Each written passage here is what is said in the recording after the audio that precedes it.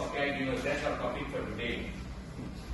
So we have what's called the learning objectives, which means that what have we come here to learn.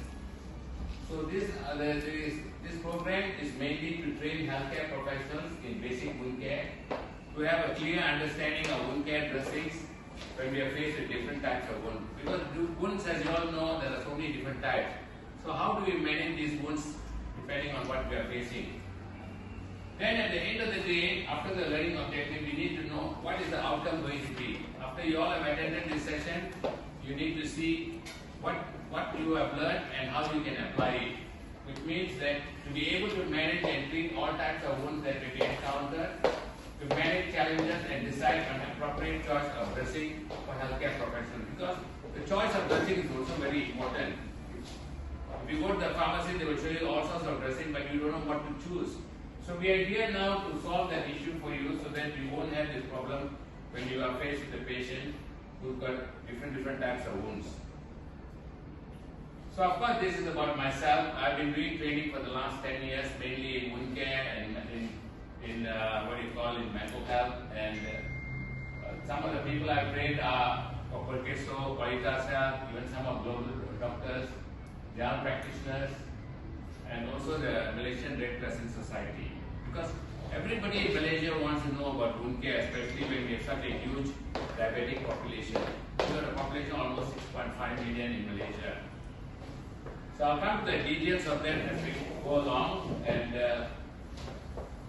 so these are some of my past training programs. This with MRCS, with this Qualitas group, this Global Doctors group, this with Perkeso.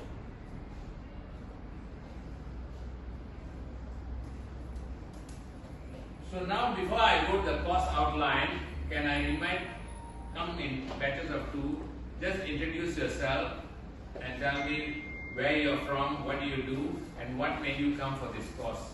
Can we start with Cecilia? Just come and stand in front here. Manjit, you also can come after Chipese again. Hi, good morning everyone. My name is Cecilia. I'm from Polyclinic Central. Why I choose today to be here is because I'm in the retirement plan, and wound care is my passion as well. And I'm here to learn more about it, to know how to do that in the right way. Thank you, Cecilia. Manjit? I'm Manjit, and formerly I was a staff in Polyclinic Central, and I've been with that for 29 years. And I came here to learn how to deal with wound care. Mr. Sri, can you please come and introduce yourself? And they say why you came to this course. Good morning. My name is Sri. I came to attend this course because I would like to learn about wound care. So I have this professional here. So that's about it. So I just came here to learn. That's it. Thank you. Thank you. Doctor, please come up. Introduce yourself.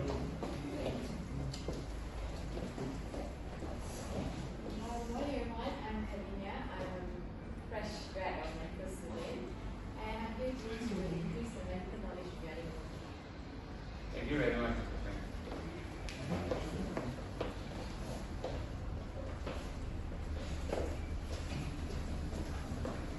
Nandini is the head of the OT, because the head nurse in the operation theatre at Global Doctors Hospital. She also wants to learn about wound care. Yeah, exactly. Hi, good morning everyone. I'm Nandini from OT department. I'm in charge there. I mainly came for this talk to know more about this wound care care and the management. My mom is a diabetic patient, so I love to learn this in basic.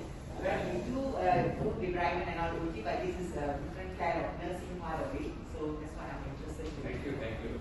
Because I'm sure we all have mothers, fathers, all relatives in the house who will be having.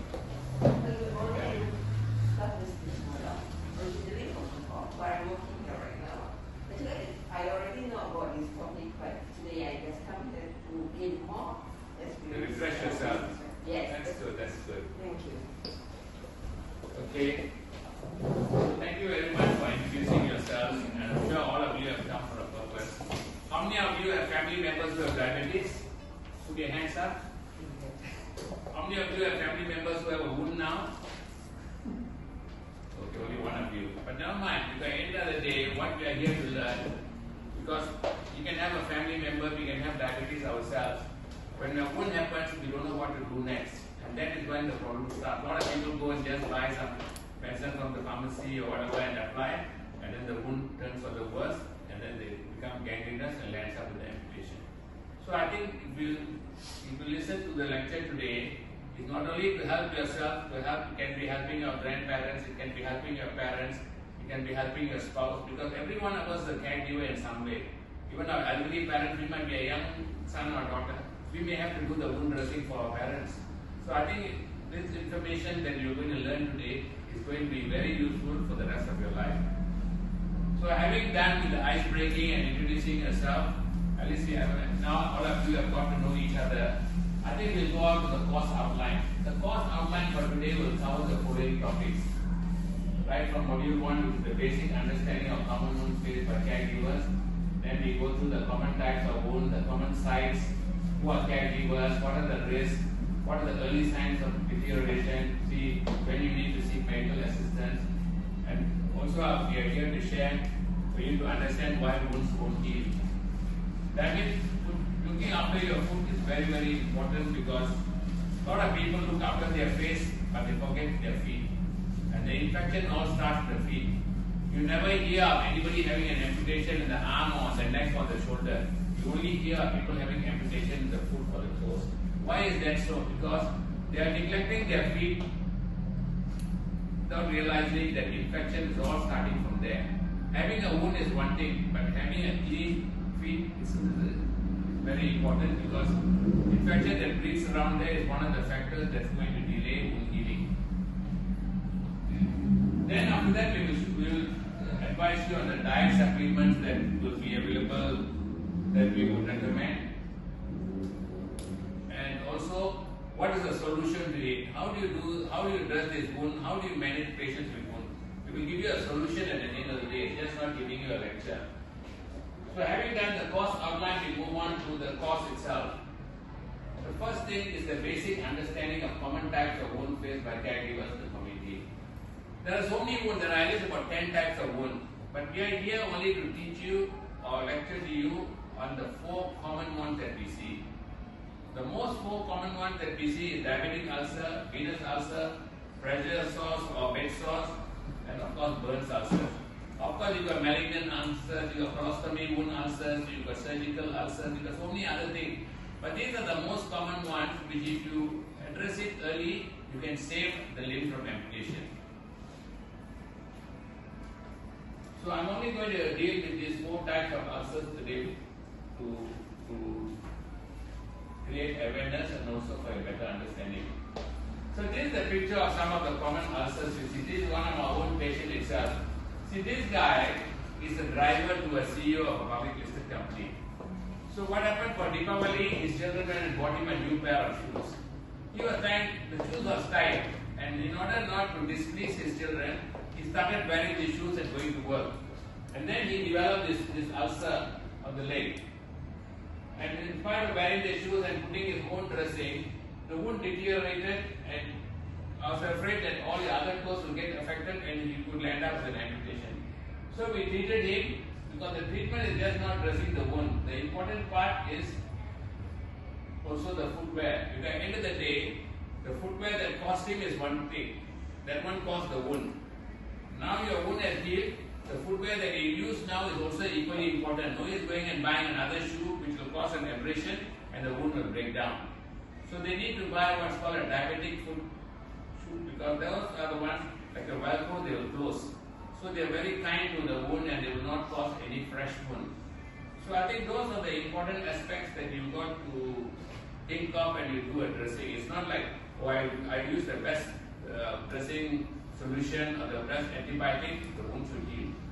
Yes, it will heal. But after that, if you're wearing the wrong shoes and walking around, some people wear the Japanese slipper like a V, and that one is going and scraping on the wound. So the wound will recur again. In 3 months' time, the wound will come back and say, hey, I've got a wound again. So I think advising them on the footwear is very important. So So this is what's called a typical diabetic foot ulcer. And a diabetic foot ulcer, if not looked after, will end up with amputation of one toe and I'll go to second toe and third toe. Anyone have any questions so far? So what I'm saying is very clear? Thank you very much.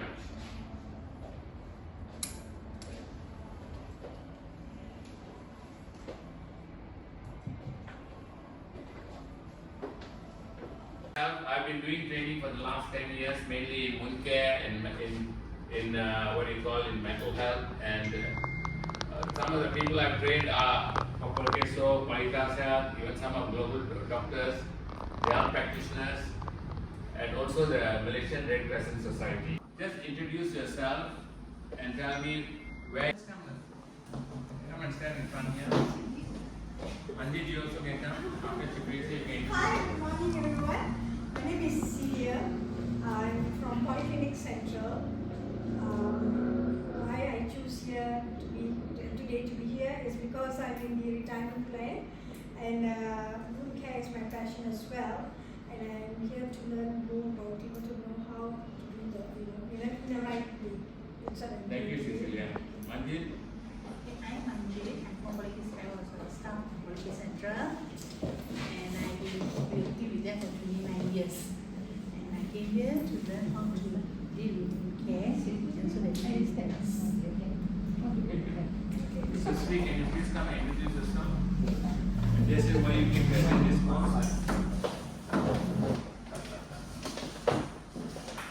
Good morning.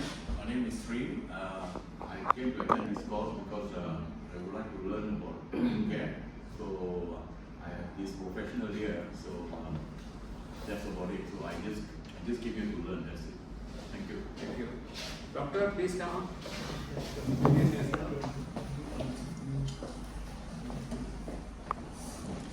Good morning everyone, I'm Kaninya. I'm a fresh grad of medical student, and I'm here to increase the medical knowledge regarding wound care. Thank you very much.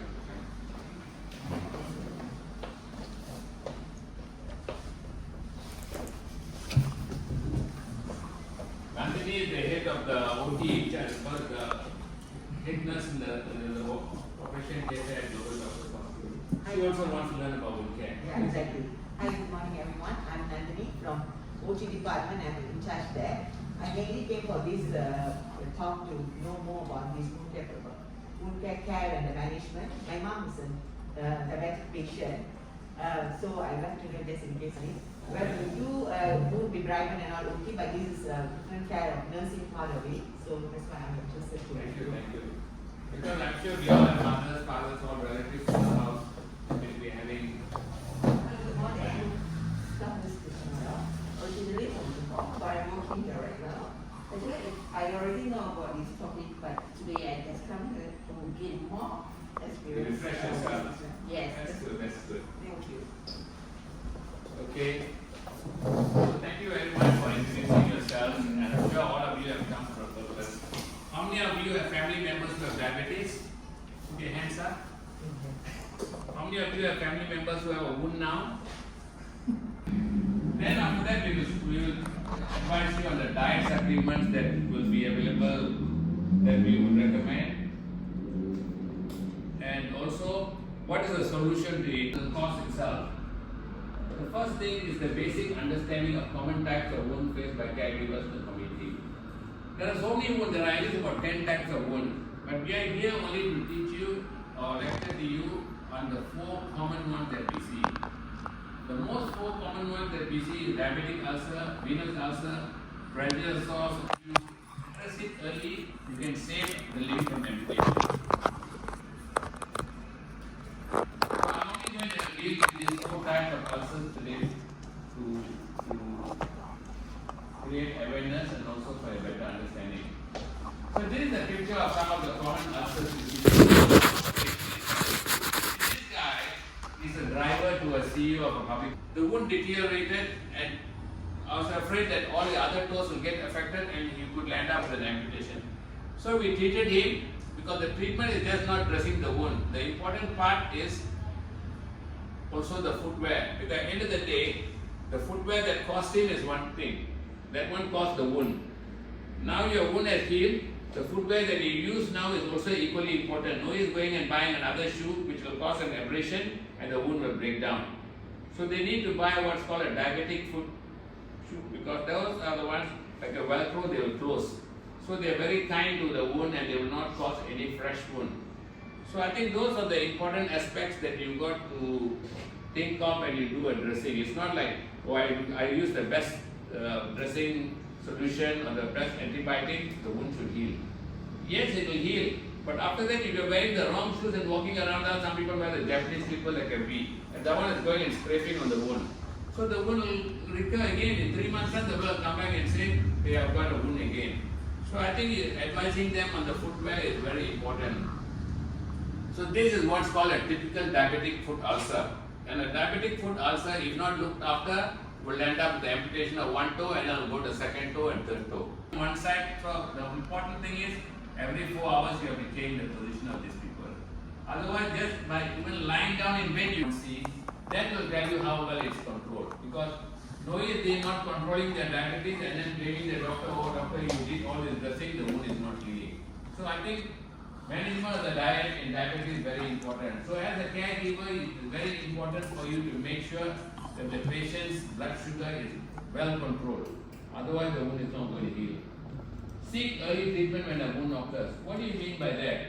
The problem with a lot of people, when they have a wound, they will go and buy some gamat oil or the yellow color flavin solution or some and do the dressing at home, because they think, oh, wound. They think it's like you have an injury, the first aid, how you go and give for a wound. That's okay when they are young, when they had no diabetes, the wound will heal. Now they are 60 years old, they got diabetes, they go and put all those, the wound is not going to heal. And then 2 weeks later, when they see the toe turning a bit dark brown, they get frightened. So they come to the clinic and say, doctor, my wound, 2 weeks ago I had an injury, I knocked myself somewhere, and now the toe. So the doctor will say, what? I think I have to go to the hospital. So I'll give you a letter, go to the clinic, and I'll go to the hospital. So they will take the letter and go there. When they go there, the doctors will say, I think, hey, this toe is turning black, it's going to become gangrenous soon, we have to amputate. What the patient, oh, okay, saya tak mau buat potong satu jari, and then they go back home again. Go back home again doing the same dressing, or somebody will recommend it, try this one lah, try that one lah, online or so many wound thing. They will go and apply that. 3 months later, they will come back in, from 1 toe, 3 toes have now gone black. They come back to the doctor. The doctor will say, I think this one cannot do anything, you have to go back to the hospital. Now when he goes to the hospital will say, no more toes, now above ankle we have to amputate. And then sometimes they run away and then go for traditional treatment, go for all sorts of treatment. So when that happens, it's only going to make matters worse, because nobody is addressing the primary problem. So I think we need to be very sure. And then as I told you, choice of correct footwear. No is using some old shoes or some shoes which are very tight, because that itself will cause injury for you. Stop smoking, as I told you, because smoking will block the vessels leading to your toes, and do regular exercise. Appropriate diet and supplements are equally important, because your diet, if your immune system is low and your diet is a poor diet and you're not taking the required supplements, your blood is not sufficient, there are not enough nutrition or not enough immunity in your blood system to help you heal the wound. So for all these things, don't forget to go, make sure that the patient goes for their periodic check and follow up at whichever clinic, whether private clinic or government clinic, because when they go there, at least the doctor will say your diabetes is badly controlled or well controlled or poorly controlled, and give medicine according to that to stabilize it. Getting the medicine and having the medicine at home is one thing, but taking the medicine correctly is another issue. Because some of the old patients, they are forgetful, they don't comply. So if you are the caregiver, you must ensure that the patient is taking the medication as prescribed. If it's twice a day, means twice a day. No use giving your father and saying you take twice a day, he will forget. After taking the morning, he will think, I don't know whether I took in the morning or whether I took my night dose. So this is a common, because some of these patients are 60, 70 or 80 years old and they get confused very easily. They think they have taken, but actually they missed the dosage. So I think that is something, if you are the caregiver, you must make sure that the patient is taking medicine in terms of patient compliance. Because don't take medicine and then you putting the best dressing is not going to help. It's a wasted exercise.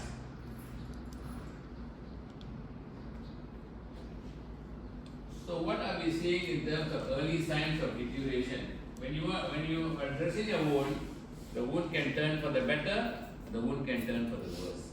So you must know when is it turning for the worse before you can go for professional help. You cannot say, I just go on dressing. Even one toe turns black also, you have no idea. Until four toes turn black, then only you panic. So I think the important thing is, what are the things you must look for? What are the things that will alert you so that you will be able to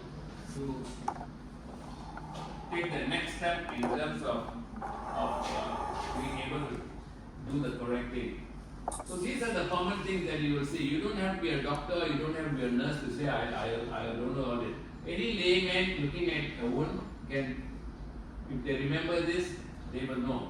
If you see sudden increased redness or swelling around the wound, that's bad news. That means the infection is spreading. Unusual warmth, that means when you put your hand around the wound, see whether it's very warm. Because warm means, that means already swelling is going to start next day. And then you find the patient, you do dressing for 3 days, the 4th day, patient, the pain is becoming worse. So that's a sign that the wound is deteriorating. So those are the things that should ring a bell to tell you, I think I better go and see a doctor or wound care nurse. Things are not as easy or as simple as it sounds. Then sometimes you can get 1 week, 2 weeks, you do the dressing, the 3rd week, you get a bad smell when you remove the wound, the dressing. So that tells you the wound is rotting inside. So that is what foul odor or smell means. And then changes in the wound color. The green wound was looking a bit yellowish, now turning to dark brown, turning to black, then turning to gangrene already. So from the color also you can have an idea. The wound was looking reddish, then a bit red and brown mix, and then now turning blackish. So be very careful of that. Number 6, you got to look at unusual discharge or exudates. What is that? Exudates. When you take out the wound dressing, you can see the wound, say depending gauze or whatever you use for the dressing, it looks very messy and look like pus and all exudates. So you find that every day you remove more and more is collecting, that means it's becoming worse. So you got to look out for that. So delayed healing of a normal wound takes more than 4 weeks. What does this mean? See, there are 2 types of wound. One is a normal wound healing, and the other one is called a hard to heal wound healing. Hard to heal wound. Normal wounds, by whatever treatment, should heal by 4 weeks. If any wound is not healing by 4 weeks, what it means is you have got a hard to heal wound, which means there is a problem with the wound. It can be diabetes or whatever reason, but that's why any wound that doesn't heal in 4 weeks is called a hard to heal wound or non-healing wound. So we are here more to address the non-healing wounds. The normal healing wounds, you put some Flavin or you put some antiseptic, one scratch or one cut will heal. But if the people of diabetes doing that will end up with problem. The other thing that you got to watch out to see for whether the wound is improving or deteriorating. Last time was okay. Now suddenly the foot is becoming numb. Or the patient says, I don't feel suddenly, 2-3 weeks all was okay. Now suddenly I don't feel any sensation in my toes. So that should also remind you that things are turning for the worse. So which means the blood flow was there before, now the blood flow is compromised, and so much so that the nerves have lost its sensation, and he is himself telling you, Doctor, my 3 toes, suddenly now I feel numbness, I don't know what's happening. That should tell you, hey, I think this thing won't, although you can't see outside very much, internally these are the changes happening, and this problem needs to have urgent attention if you don't want to land up with an amputation. The other thing that you ask yourself is, I'm doing a dressing, I'm the caregiver for my father's wound or for my mother's or my grandmother's wound. So, when do I have to seek medical assistance? You need to know when you need to go to the hospital, not say, I'm doing dressing, I'll just carry on. It's not that way. So you need to remember that some of the things that are a simple sign of an infection which you will know yourself, you don't have to be, as I said, a doctor or nurse to be smart to know that case. The patient suddenly has fever or chills. That means that the wound has gone septic. So at least if you go to a doctor and you tell this complaint, they may start you on antibiotics or whatever is needed, because you cannot start patients on antibiotics. Or you see pus or abscess formation. severe inflammation and redness despite applying the wound medications. So you're applying all the wound, but suddenly the redness is around it, the whole area is inflamed. That tells you that you have to go and seek medical assistance. Uncontrolled diabetes. You check the blood sugar, every day is going high, higher, high and low, high and low. So those are the things that will cause major problems. Because you won't know how to treat the diabetes. So you need to seek medical assistance, go to a doctor or a government clinic or wherever. They'll tell you maybe the dosage you're taking is less, because when you have an infection, the sugar will be very fluctuating. So sometimes the dosages, whether it's insulin or tablets, will need to be adjusted to meet the current situation. Maybe last time you were taking 2 tablets a day, but now you have an infection growing there, so the sugar goes sky high. Maybe the doctor will advise you, maybe you need to take 3 types of tablets, or maybe you have to change to insulin or whatever it is. So that is what is meant by seeking medical assistance. So the most important take-home message is what? Can somebody tell me what's the take-home message? Cecilia, can you tell me?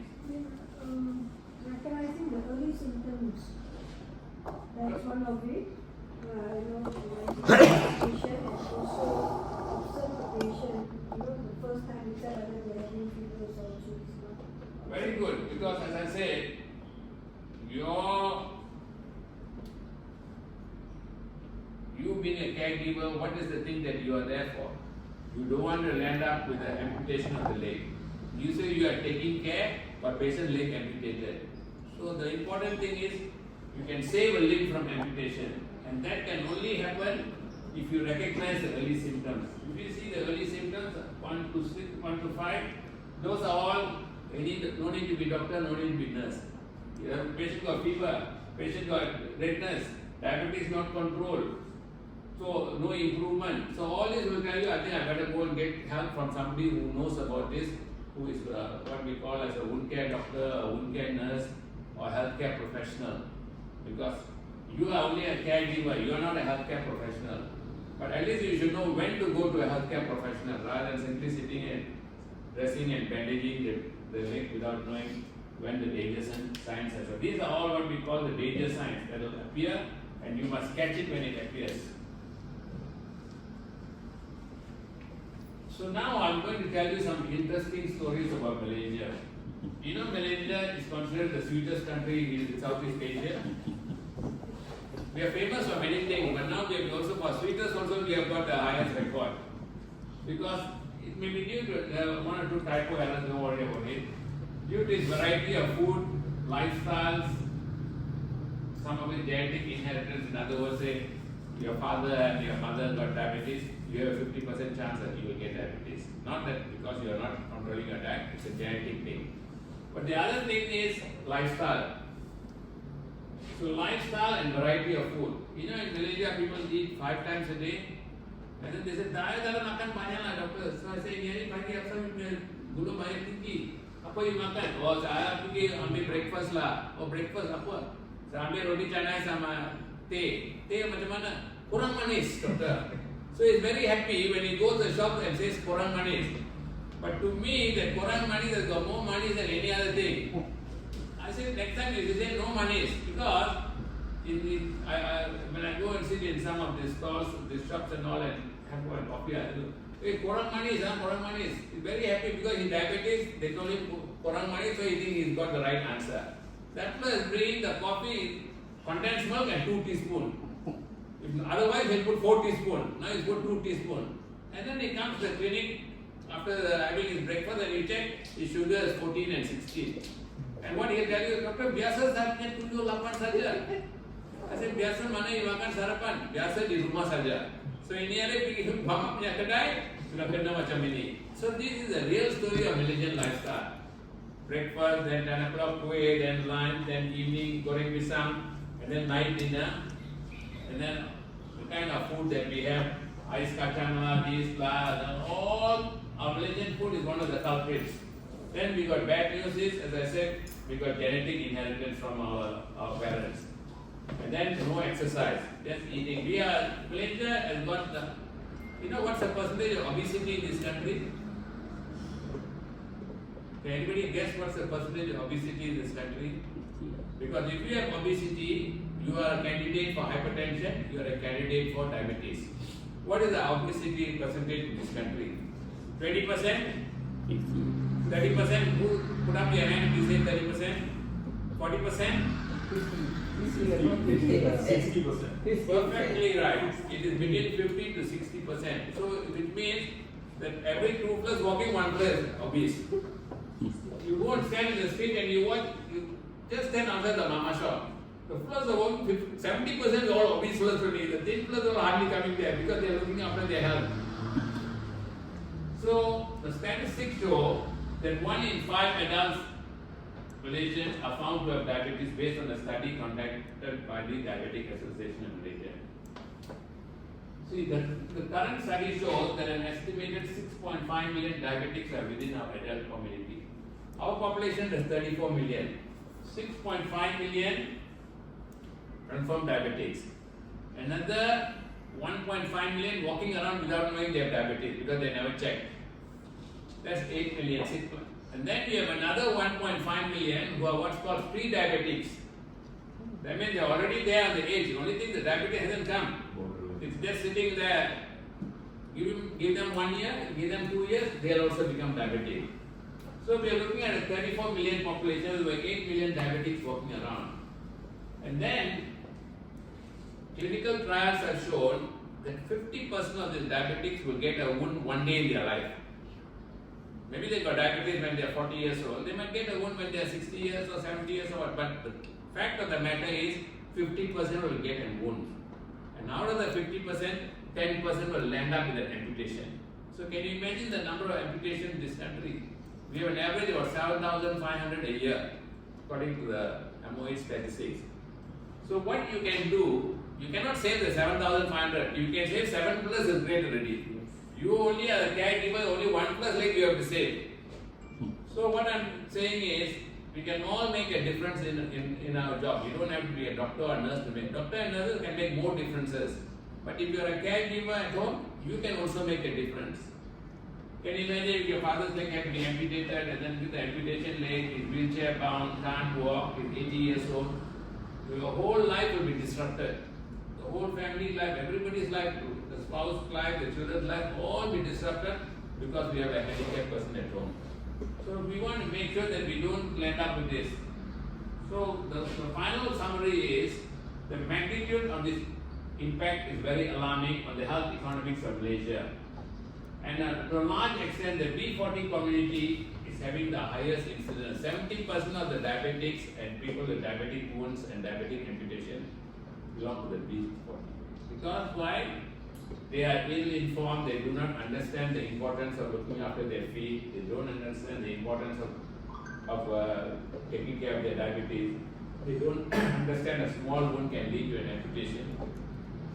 So of course, educating them is one of the most important things. So that is why one of my passion is to educate people on diabetes and how to prevent a diabetic. If you can save 50%, 70% of that, is fantastic. Because all this work, so you ask also, the highest number of people that they are paying compensation is diabetics. Either because they were leg amputated or they are on a dialysis center.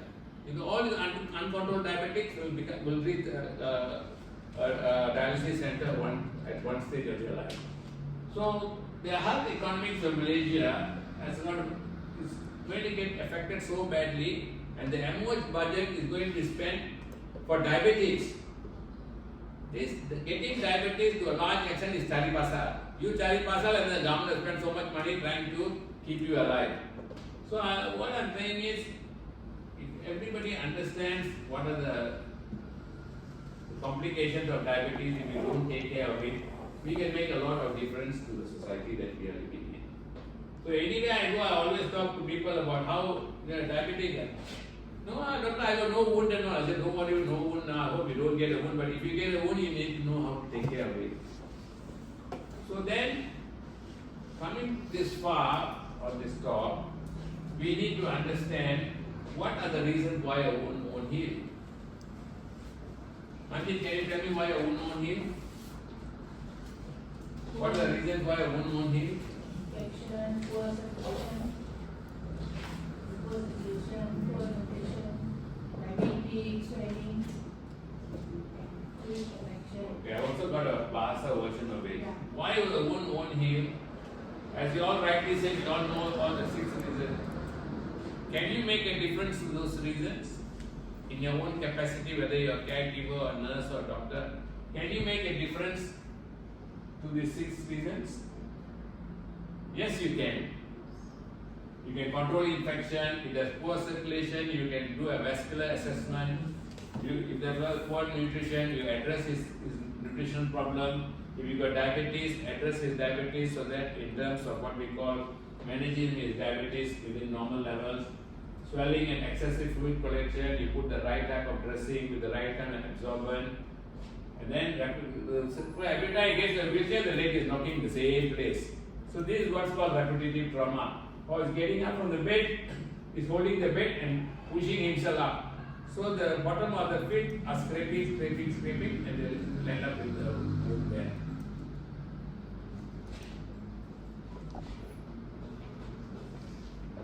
The common ulcers that we see. What you look at the first toe, you see one small bisul on it.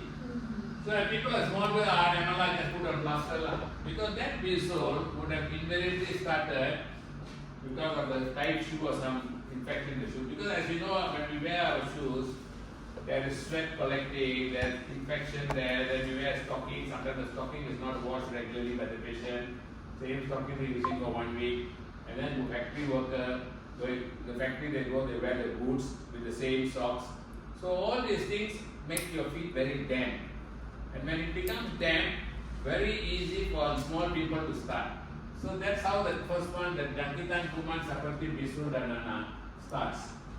And then what they'll do, they'll take one pin and go and prick the thing. And then put some plaster over it. So causing secondary infection. And then after 2 days, they'll find the big toe and the next toe also all red and swollen. And then they panic and go sick and kill it. Here's another patient I have. Can you tell me what is it? What is that? What is it? Tell me loudly. Thumbtack. Exactly. This patient came and saw me. His foot is like that. He came to the bunga on the top of his foot. So he went to this clinic, government clinic, don't know where, all they give antibiotics, the swelling will go down. After 1 week, it will come up again. So when he came to see me, I said, please lie down. So when he lie down, and of course his leg was like that, I looked at the picture and said, hey, this is a thumbtack there. So that nobody has looked at the bottom of the feet. Everybody is looking at the top of the feet and treating that flare. So the moment the thumbtack was removed and put him on a course of antibiotics, the whole swelling settled. Why he is walking around with the thumbtack? In his house, his grandchildren don't know what, all of them throwing it around, he has gone and stepped. He got neuritis and he got no sensation in his foot. So when the thing poked aside, he didn't know. And he's walking around because this elderly man cannot look at the bottom of his feet. And everywhere he went, he showed the Taki Dapunta, so they look at it and say, okay, Piki Makan antibiotic or nobody has. Because I made him lie down and had a look. When I went and sat and his foot came, with his legs up, I could see the thumbtack there.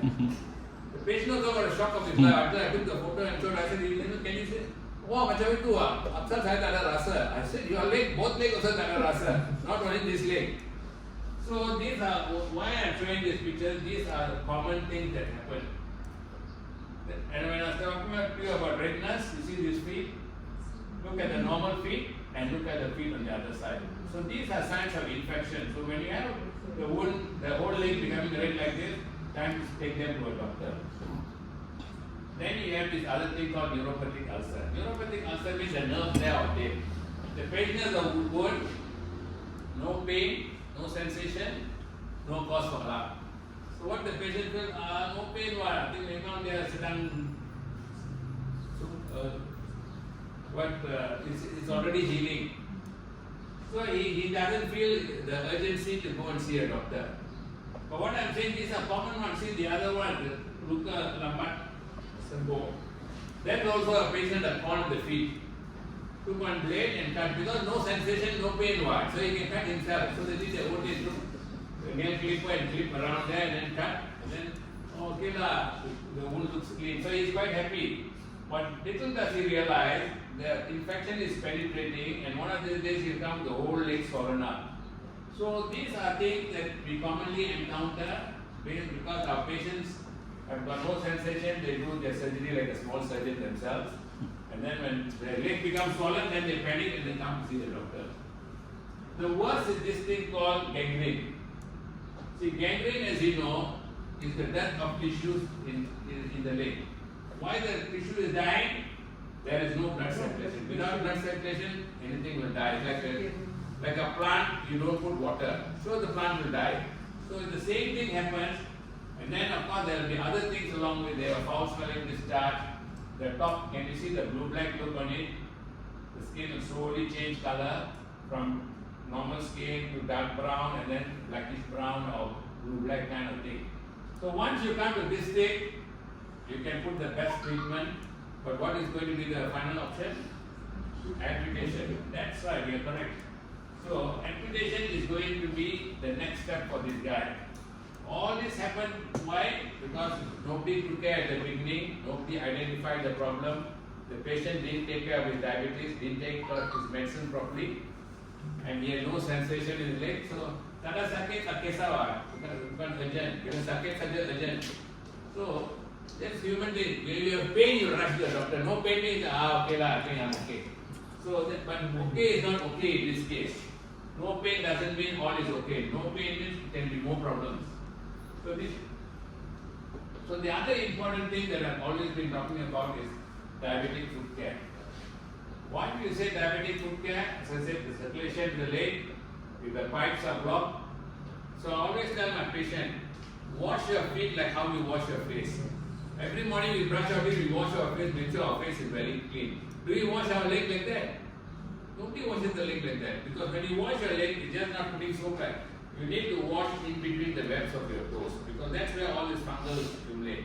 And people will go to work, 6 hours, they are wearing their factory boots, wearing their socks, come back night, they are so tired, buka all this stuff, and then just go to bed. Never even bother to wash their feet.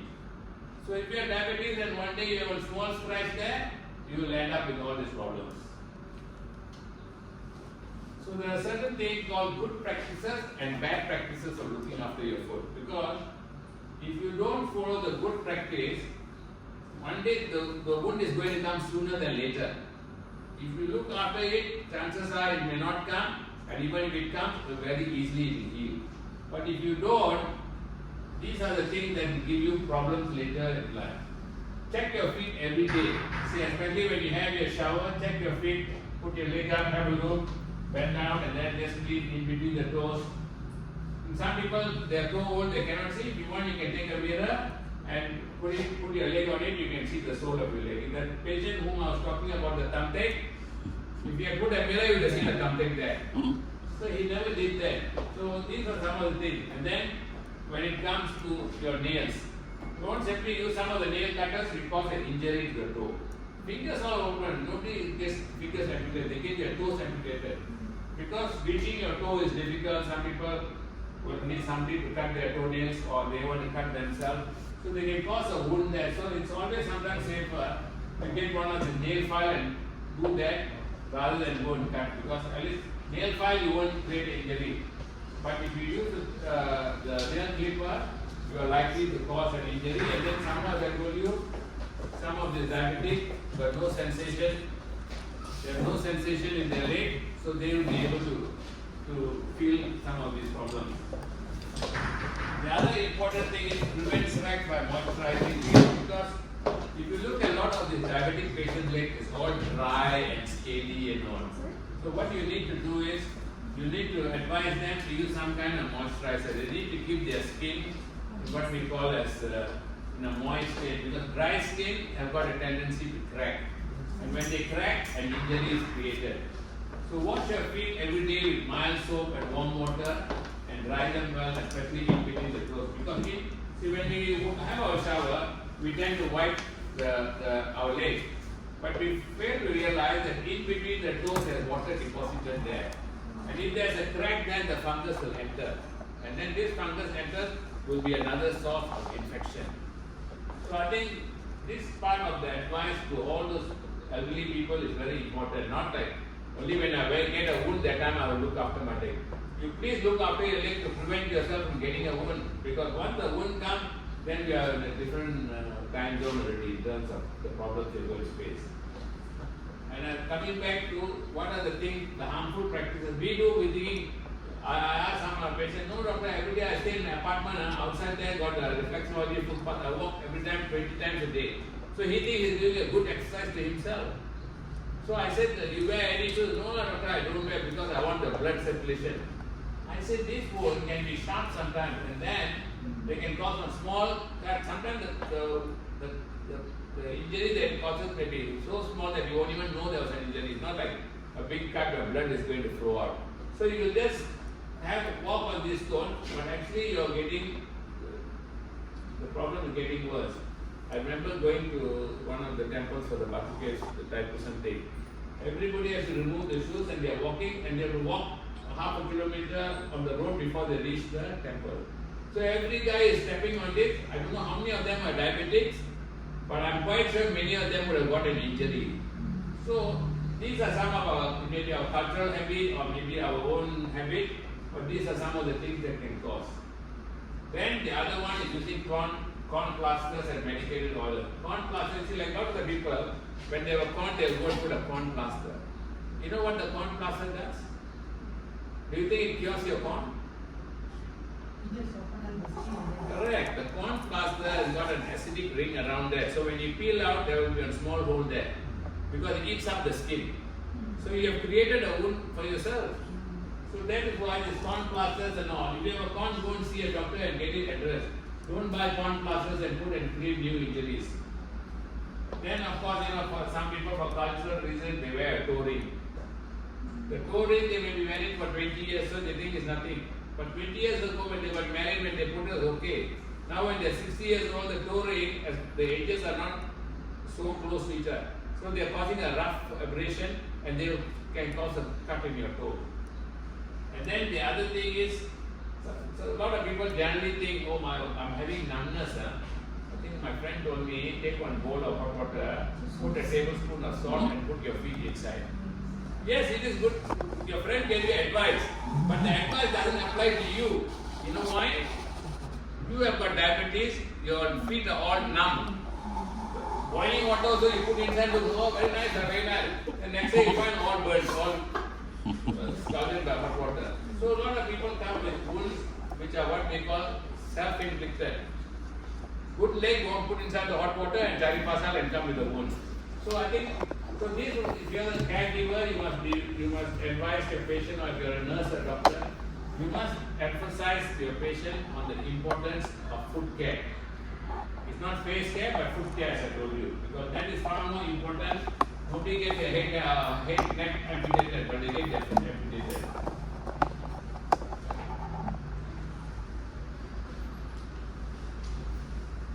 So what are the right kind of what we call as proper foot care? What would you advise your patients in terms of?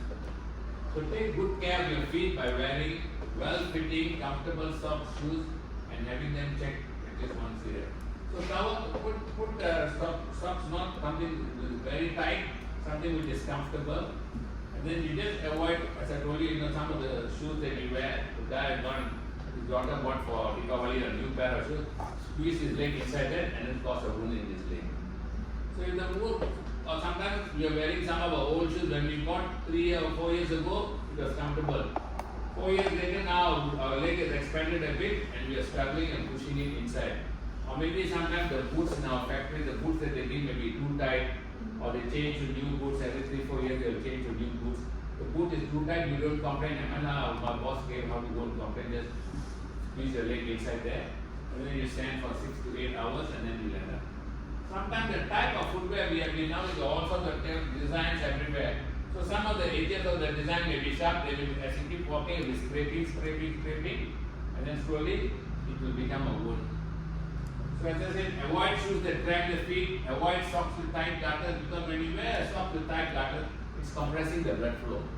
So once blood flow is compromised, any wound comes, you may be dressing the wound, but because you wear the stocking to work, the blood flow is restricted. And you wear the stocking 6 to 8 hours a day. So 8 hours a day after 24 hours, you are suppressing the blood flow, and then the next 14 hours you are letting it flow.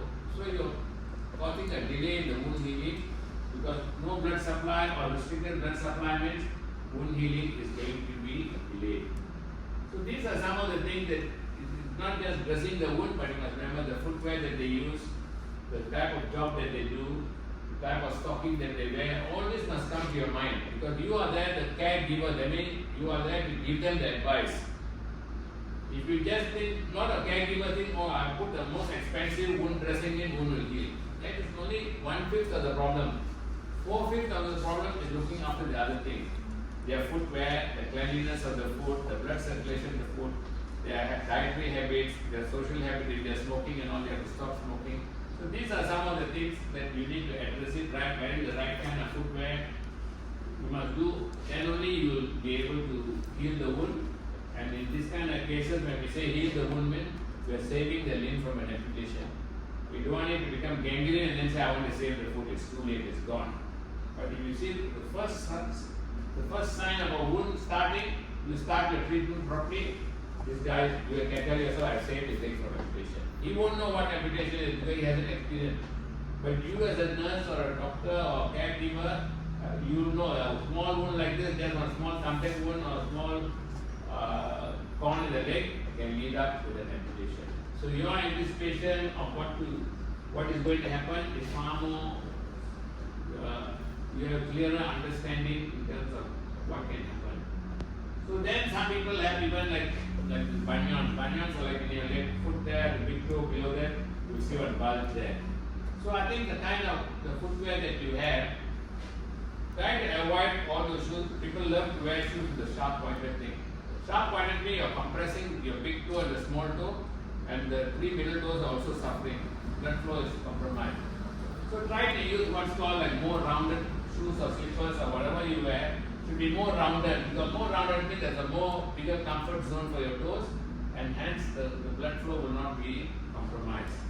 So I think this is why I'm showing this picture is for you to remember the moment you see a person with a wound on the foot, what are the things that come.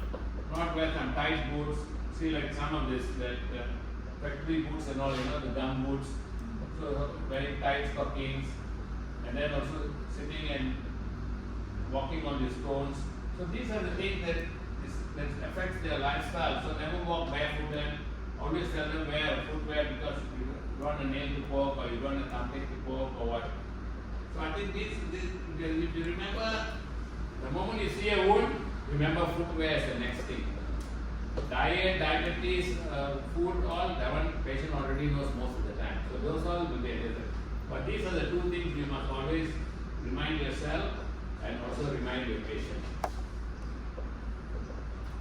A lot of people think treating a wound is just putting the right medicine. But I think there is more to a wound healing. Just like as I said, footwear is important. The dietary supplements of wound healing is very important. If the patient is not healthy, is not taking the right kind of food, then the wound won't heal. Number one is proteins. Why are proteins important? Because they are important for regeneration, I mean for new tissues to grow and also for formation of new tissues. Can you tell me what are the sources of protein? Eggs. Beef. What else? Milk. Sorry? Protein shake. Yeah, protein. Anything that has got protein. I get some of my patients coming and telling me, Doctor, saya dengar itu arwan punya soup bagus lah untuk luka, kalau luka tersebut. What is arwan soup? It's a protein soup. Because the more people, and then saya dengar makan telur itu nanas semua akan jadi kuat. There is no such thing. See, even a poor guy, you can tell him, he can't afford to buy chicken, fish and all every day. You can just take 2 eggs a day. Don't worry about the cholesterol part of the egg. Cholesterol won't kill you, but this one will kill you. So you tell them you just take 2 eggs a day, drink a glass of milk, so that has got almost all the protein that is required, because wound tissue growing is based on protein source. So if you don't have enough protein, skin is all skinny, skin and bone and all, of course the wound is not going to heal. So you tell him they take 2 eggs, it is very cheap, it's at 60 cents, 70 cents, you can take 2 eggs and a glass of milk. All the nutrition, the protein nutrition for the day is inside that. Vitamin C, of course, good if you can add as a supplement, but not like 100 milligrams, a minimum of 500 to 1000 milligrams, because they help in what's called collagen formation. What is collagen? Collagen, when a tissue gets repaired, there's a membrane that grows around it to strengthen the wound. That is called collagen. So vitamin C helps in collagen. And then we have zinc. Zinc plays a vital role in cellular growth, immune function, and inflammation control. Like red meat, shellfish, legumes, seed. So these are all some of the things that is available in the form of food. But some of these old people, they can't eat all the food that we are talking about now, because they need to have a supplement which contains zinc. Because if zinc is there, the wound healing will be faster and better. Vitamin E. It's an antioxidant that helps to reduce oxidative stress around wound sites. So the natural sources for it are nuts, seeds, capsules. Of course, you can buy vitamin E capsules. But what I'm saying is, these are some of the supplements that will help to accelerate the wound healing. Because as I said, these diabetic wounds take a long time. When they are not healing wounds, they can take from 4 weeks to 12 weeks or even 12 months. I've seen diabetic wounds even after 1 year still not healed. Because they weren't dressing, gone to doctor, gone to Clinic Rajan, gone to Bomo, gone everywhere. But the problem was diabetes not controlled, diet not controlled, circulation problem not addressed. So all the other things, the shoes that they are wearing, they don't understand that those are also important for healing. So the best thing is protein. If you are a caregiver, you must remember protein. You can give them 2 eggs a day with a glass of milk. Give the patient a supplement of vitamin C and one of the other multivitamins which contain all the zinc, vitamin E, and those omega-3 fatty acids. A lot of people, I ask them, how many supplements? I take about 8 types of supplements a day. What is it? I take CO2-10, I take fatty acid, I take vitamin C, I take zinc. They simply take it because you go to the pharmacy and say, my hand, uncle, you go and buy zinc tablets, go and buy this. The pharmacy will be selling all this kind of vitamins, but you do not know what vitamin is necessary for you. We don't want you to take more than necessary, because you are eating a normal diet, a well-balanced diet. Most of the vitamins are there. Why simply go and pump yourself with supplements unless it is specifically required? See, like say iron. Iron, because it carries oxygen, hemoglobin carries oxygen. So if your hemoglobin is low, then the oxygen carrying capacity is reduced.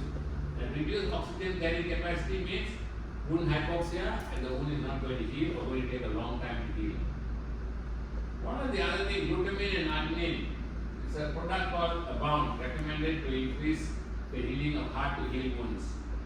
This I think I've seen in global doctors, you all are using it. I see them when they prescribed that, which is good because this glutamine, arginine are found in certain kind of food and meat, and the amount found like chicken, fish, poultry is very small amount. So if you want your wound to heal faster, you got to take high doses of it. Why high doses? Because as we grow older, if you take the normal dose, your body is only absorbing half. If you take a high dose, at least will absorb what you require. Because these are all essential, amino acids, which will help in your immune system. Iron products, the oxygen I told you, and then neurobiome. So a lot of the people who have this neuritis or numbness in the feet or toes, the moment sometimes they say, I feel like chili has been applied to my leg, to my foot. That's the first stage. Then you go to numbness, then you go to total numbness where you don't feel any sensation. So the moment a diabetes says, I feel my feet are like very hot, or sometimes I feel like somebody has rubbed some chili on my feet, ask them to take this vitamin neurobiome, which is vitamin B1, B6, B12. These are the vitamins that strengthen your nerves. They are supplements for your nerves. Because as I told you, one of the biggest problems faced by diabetic is neuritis, numbness in their feet. No sensation, they're going and cutting their corn, they're going and contact is going in, they don't feel, they wear tight shoes, also no, they don't know it's tight because they've lost sensation. So, but every diabetic will end up with neuritis one day. So the best option is give them, because you cannot going to do a test whether vitamin B1 or B6 or B12 is lacking. Just give a supplement that contains all this and you are covered. So this is what I always advise my diabetic patient. No doctor, my sensation all okay. I said, don't worry, you just start taking this before it becomes worse. Also, there are also now probiotics in terms of helping to promote wound healing. It's called Hex Bio Probiotics. So I think we have come to have a better understanding that diabetic wounds have to be addressed in a multi-faceted platform. It's not like diabetic wound means only do wound dressing. You need to look at the wound dressing, you need to make sure the patient's eating habits, you need to make sure that the patient's diabetes is well controlled, you need to make sure that the footwear is a comfortable footwear, and then if you've got social habits like smoking, alcohol and all, you've got to tell him to stop or cut down, because otherwise that is going to delay the wound healing. So these are the 5 areas that you must look at when you see a patient with a wound. Or you have a family member, your father has got diabetes. Yeah, he will no wound today, but next week he can knock himself against the corner of the table, or something can fall on his leg, create an injury, and it will start. So you as a caregiver must be prepared for it. Don't know when it's coming, but when it comes, you know what to do. Not going by.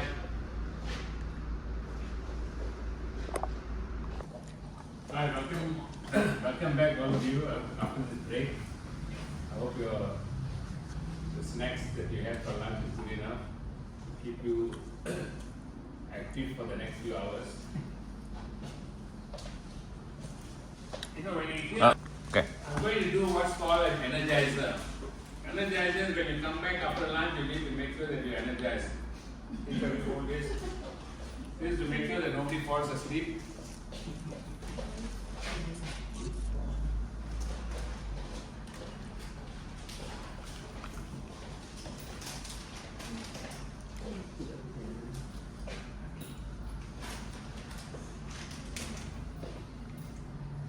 Everybody got an energizer? Yeah. This is to make sure after lunch you are energized to continue with this program. Because a lot of lectures, after lunch people all go to sleep already. So you want to make sure that you are energized.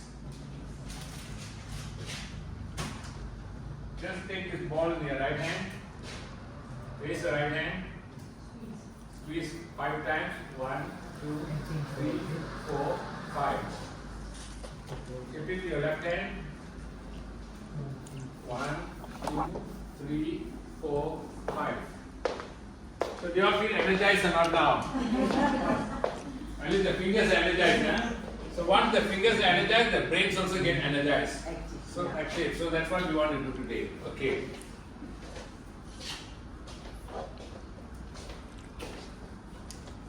I think we spent the earlier part of the morning talking about the types of wound, how to identify the wounds, how to identify when it's deteriorating, what do we do. So these are all problems. Am I right? Yes. What we are talking about are all problems. When I was a young doctor, when my boss used to do rounds in the hospital, we'd be always telling problems. This patient got this, that, or that. You know what was the thing he taught me? He said, I'm not here to hear problems. Problems is staring at your face. Problems is looking at you. The wound is looking at you. I want you to come up with a solution. Because every problem has got a right solution and the wrong solution. So I want you all to come up with a solution. So in the same manner, today having gone through with you all the problems that you will face, all the situations that you will come across when you see a diabetic wound, whether your family or your relative or whatever it is. So the next thing is, what is the solution? So what normally people do for a solution? They go to the pharmacy and say, you know, my father got a wound, what do you recommend? Sorry to say what the pharmacist will tell you, because I've done a mystery shopping in some of the pharmacies. If you go and tell the pharmacist, you know, my doctor told me I have a high cholesterol, can you recommend any cholesterol tablet? They will put 5 types of tablets there. You have Pravastatin, Ranbaxy, that one, this one. You have, from all the cheapest company to the most expensive company. So, but now you wanted me to buy some, so this one you buy by this generic made in Ipoh. This one is made by Merck Sharp, this is done by Roche, this 120 ringgit, this 50 ringgit. So you can make a choice. And they're able to explain to you why it's cheap and why it's expensive. And you can take certain one, if you are consuming alcohol, you can't take certain type of cholesterol level like Crestor, you can take. But if you're taking the cheaper quercetinol, you cannot take because it will react to the alcohol. So depending on people's lifestyle, they know what to recommend. But the bad news is, when you go and say, my father got a wound or my mother got a wound, sir, the shelf on your right there, the second shelf, they won't come out, they'll just show you second shelf. And when you go there, you will see one whole range of solutions. You have saline, which is 6 ringgit. You have hydrogen peroxide, 8 ringgit. You have iodine, which is 12 ringgit. You have your hydrosin, which is 24 ringgit. You have dermasin, which is 34 ringgit. So 6 ringgit to 34 ringgit, which you choose? You have no idea. Because it's just showing you a shelf. So as a layman, you think, no, 30 bucks, maybe I buy the one for 5 ringgit, which is saline. Because in your mind, saline cleans wound. But the bad news today is, if you use saline on a wound which has got Pseudomonas, the Pseudomonas will grow. You are thinking using saline, but actually Pseudomonas will multiply. So saline is contraindicated. In HKL and all, they use distilled water, which is cheap, but that is don't cause new problems. In using a solution, you don't create new problems, isn't it? So that is one part of it, which solution. Then you're asking yourself, which do I have to use an antibiotic or what? What kind of bandage do I use? Because you use a bandage as compressive, also can affect the blood flow. Or sometimes the exudates are coming out in large amount, and then you go and put a gauze. Next day when you pull out the gauze, the blood is jumping in pain because the gauze is all stuck to the wound and the exudates.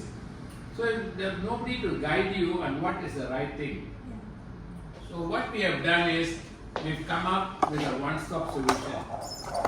As I said, problems we all know. When it comes to a solution, how do I crack my head? Which kind of solution I buy? Which kind of dressing do I use? Which kind of absorbent do I use? Which kind of fake bandage I use? It's all totally confusing. And you go to the pharmacy because for two reasons. One is, you don't have the time to take your father or whoever you're looking after to the doctor every second day. The next thing is, to take them and go is not convenient. In terms of, you have to take, you are the caregiver, as a son or daughter, you have to take time off work, you have to take a grab, go to the clinic, you go to stay, hang around half a day, you go to a private clinic, yes, you can, maybe in 1 hour they do the dressing, but you have to pay private clinic, you pay 80 ringgit, government clinic, you pay 1 ringgit. So the compliance falls up. Private clinic, they'll come after 3-4 days, they will go buang lah, or maybe something, say, so they will default. And then 2 weeks later, they'll appear at your clinic, and then you see the wound has become worse. So we don't want those kind of situations to happen. We need to be able to provide the patient with a one-stop solution where you don't have to worry which solution is right, which antibiotic is right, which bandage is wrong.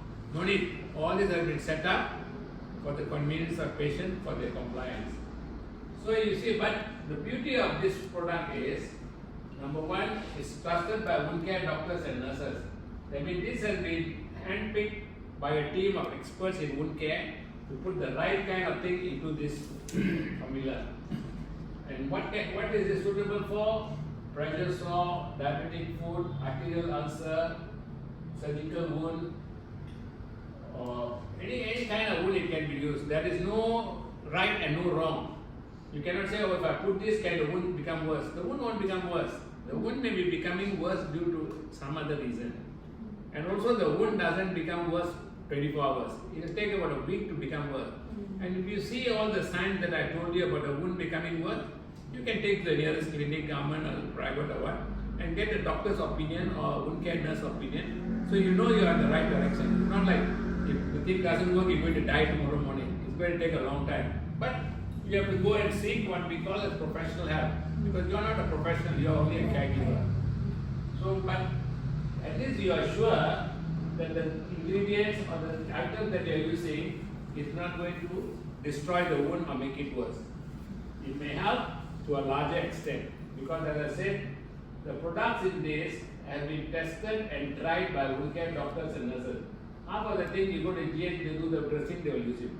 I'm sure Cecilia, in your clinic also you are using half these things. Yes, yes. So all these things, but you see what are the type of wounds?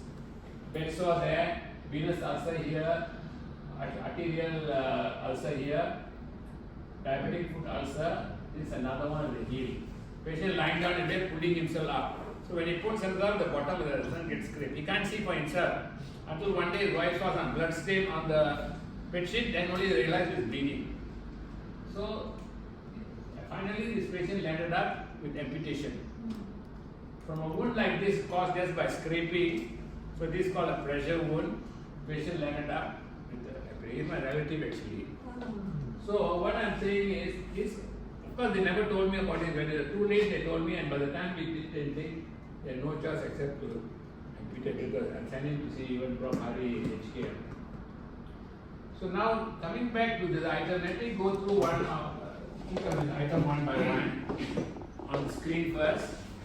Then I will invite you all to come and have a look at it, and then you have a better touch and feel of it. This kit comes in two different forms. It's got a 3-day dressing kit and it's got a 6 dressing kit, 6 dressings. See, if you went to a clinic, on an average you'll pay about 60 ringgit for a dressing. Normal GP clinic. Not talking about global doctors or maybe 150 ringgit for a dressing. That's different carrot. But on a GP clinic they charge about 60 ringgit. So and then you have, these are called advanced wound care dressing. So not necessarily to do dressing every day. You can do every 3rd day, or if the wound is healing well, you can do it even twice a week. So the cost is brought down to, because this kit contains up to 6 dressings. And it only costs you about 100 ringgit, which is about 15 ringgit a dressing. What is the advantage? One is, this dressing is very cost effective. Second, save the inconvenience of shuttling your family member up and down to the clinic. Third thing, saves your time and not having to go to the clinic. You can come back from work and dress the wound of whoever you are looking after. So all these things, and then patient compliance is there. At least every 2 days, you as a daughter, you make sure your father's wound is dressed. Because leaving it to himself, he got no time, he's tired, he's not well, and then they hardly go to the clinic. So all these things have been thought of, and the kind of products that I put inside. There's also a video that shows you how to do the dressing. So even if you don't know, you don't know, oh, I don't know all the things I know, but I don't know how to do. So every one of it has been thought of, right from the spray, which is actually the cleansing solution number 1. Then we have the Hydrosil Aqua Gel. That one is used for debridement. If the wound is all having dead skins and all, because you are not a doctor or nurse, you don't know how to do debridement by sun. You can put this debridement gel, and each time you take out the dressing, all the dead tissues will fallen off. Then of course you give it, and then of course we give you a pair of gloves, and then we have what's called a non-adherent absorbent dressing. Normally what people do is they go to the pharmacy, buy the solution, okay, give me what you do for dressing, I'm going to say buy one packet of gauze and go. And you buy the packet of gauze, you go and put 3 or 4 pieces of gauze. After 2 days when you open, the gauze all stuck to the wound. And then when you pull, the patient is screaming. So next time when you say dressing, they'll say, I don't want to dress. They'll be crying in pain because pain comes. So you have got what's called non-adherent absorbent dressing. It acts as an absorbent, and when you peel, it comes out because it's non-adherent. How good is that? And then because you wear gloves, and then when you apply some of these creams and all, you use a cotton bud. So that we want to make sure as aseptic as possible. Every aspect of what is the biggest challenge of a person who has got a wound in his leg? What is his daily challenge? If you have a wound in your leg, sorry? Washing. Wearing shoes. What else? Cleaning. Pressure. Pressure on the leg. Pressure on the leg. Correct. Good. What else? Cleaning. Cleaning is the most important. Sorry? Cleaning of the wound. Yeah, cleaning of the wound, and then another thing that you do daily. What is that you do daily in normal life that's going to be affected when you have a wound? Shower. Perfectly right. It's the shower. For the patient, the challenge is not able to have a shower. What they're doing, they're wiping themselves. When they wipe themselves, the foot is not wiped. And the infection is growing there.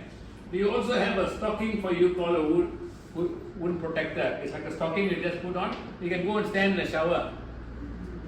The wound won't get wet. So if that is there, how nice for you to go and bathe daily. Now what you're doing, trying to go and put your leg somewhere and then falling down and then go on to bathe because you'll get scared, you'll get wet, you have to change the dressing. So your hygiene is compromised. So in this, we have taught every little aspect of it, not only the wound cleansers, the wound antiseptic, but also how to give you a normal life in terms of having a shower every day. So these are some of the things. So if there's anything, we have made sure that it comes. And then of course, finally you have the crepe bandage, because the crepe bandage is the final what we call as a secondary dressing. The crepe bandage is used. Of course, the scissors and plaster and all this to help you to clean the wound.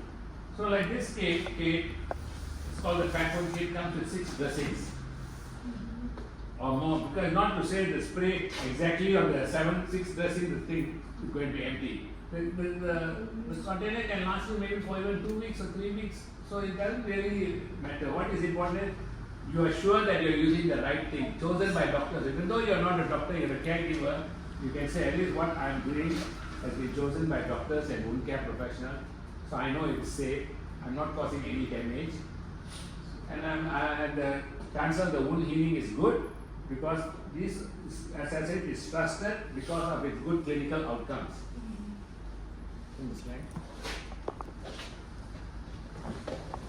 So this is what I was telling you, the introduction to the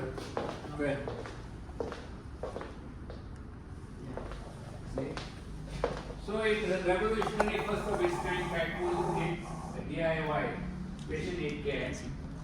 Allowing patients the ease of changing the dressing at their convenience at home, reducing the treatment cost and the number of clinic visits.